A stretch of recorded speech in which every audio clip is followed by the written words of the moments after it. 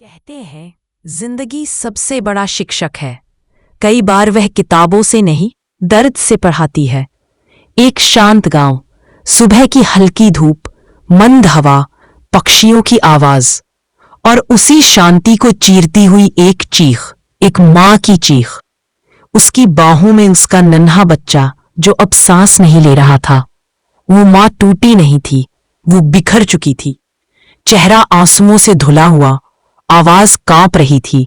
हे भगवान, मेरी पुकार सुन लो, मेरा बच्चा वापस दे दो। गांव वाले चुप थे, क्योंकि कुछ दुख शब्दों से नहीं भरे जा सकते। तभी किसी ने कहा, बुद्ध गांव के पास रुके हैं, उनसे मदद मांगो।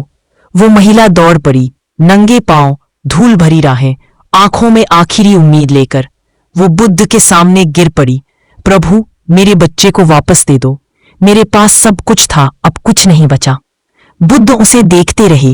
उनकी आंखों में करुणा थी, पर मन में गहरी समझ।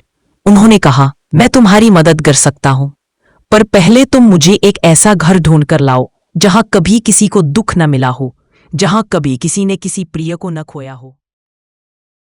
महिला ने आश्चर्य से पूछा, ऐसा घर होगा जरूर, मैं ढूंढकर लाती हूं। वो निकल पड़ी, उम्मीद के साथ। पहला घर दरवाजा खोला, एक बूढ़ी मां मिली। महिला बोली, क्या आपके घर कभी दुख नहीं आया? बूढ़ी मां की आंखें भर आईं। बेटी, मेरा जवान बेटा युद्ध में गया, वापस नहीं आया। महिला चुप। पहली बार समझ की हल्की चिंगारी। दूसरा घर एक पिता मिला, बोला, मेरी पत्नी बहुत साल पहले चली गई, अकेला हूं। तीसरा घर एक जवान लड़की, हमने 2 साल पहले अपने पिता को खोया। हर घर में आंसू, हर चेहरे पर दर्द की कहानी।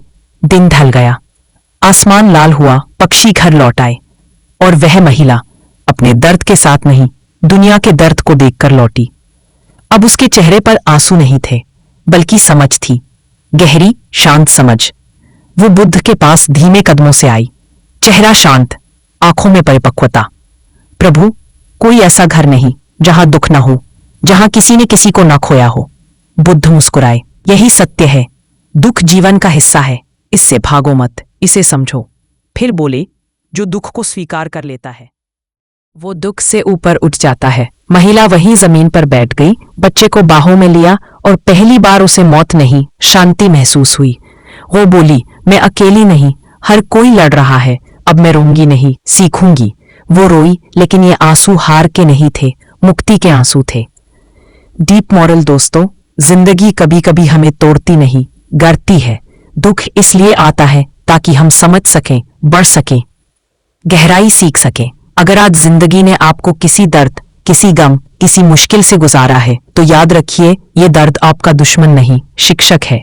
रुकना मत, टूटना मत, क्योंकि मजबूत लोग दर्द से जन्म लेते हैं। अबूशन, पावरफुल एंडिंग। एक दिन यही दुख आपकी सबसे बड़ी ताकत बनेगा। बस खुद को इतना बदल दो कि दुनिया हैरान हो जाए। Thank you for listening. Like, share, subscribe, ताकि और लोग